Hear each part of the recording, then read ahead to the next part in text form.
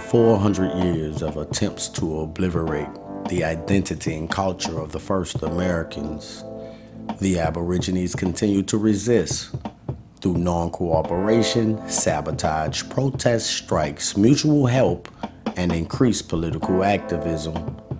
But most of all, by passing knowledge of self down orally through history.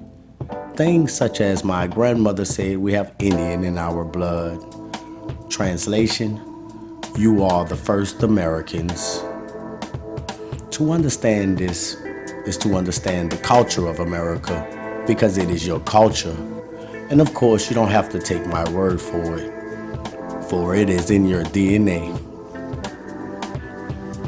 When dealing with culture, it is defined as a group of people who share customs and beliefs. But if you want to get technical, here's the most common definition. The customary beliefs, social forms, and material traits of a racial, religious, or social group. Also, the characteristic features of everyday existence, such as diversion or a way of life, shared by people in a place or time.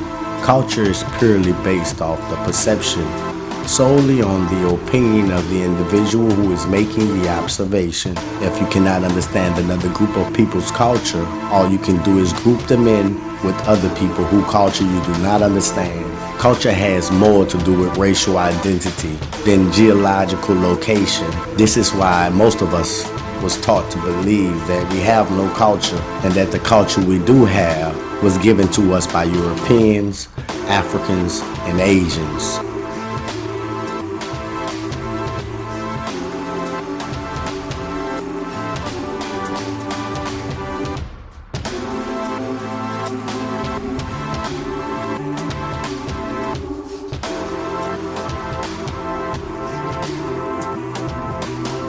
It's not color, it's culture. Steven Spielberg did Schindler's List. Martin Scorsese did Goodfellas. I know, you know, we all know what it is when a hot comb hits your hair on a Sunday morning, what it smells like. That's a cultural difference, not just a color difference.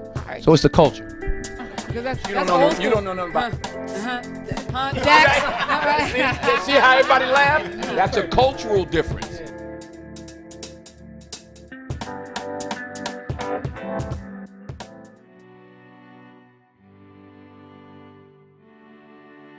Everyone's culture is encoded within their DNA. Let me explain.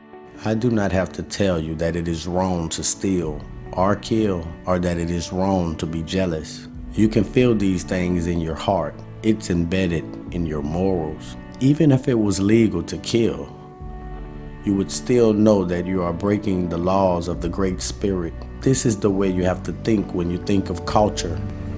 Listen to your heart. There are many different indigenous cultures, but there are many things that we all have in common.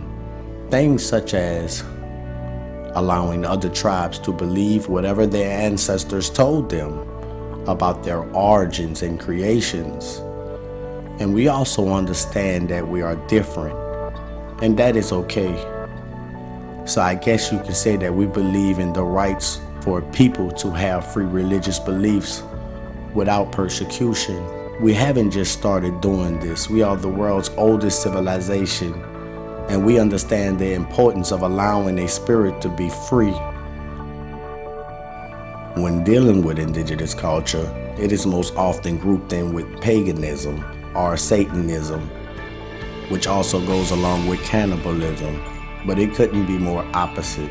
Indigenous people often are described as worshiping spirits, calling on or provoking spirits, which is something we would never do. Although we do have intricate understanding of the spiritual world, and we respect and talk to our own personal ancestors, never anyone else's. And when we do, we ask them for a protection, and we thank them for giving us understanding and for their leadership spiritually. And if you don't understand that, then we don't have the same culture. And that's okay. We don't worship any animals. We only respect the animals because everything has a spirit. The rocks, the plants, and of course the animals. All creatures' spirits should be respected and allowed freedom, the freedom that the universe gives to it.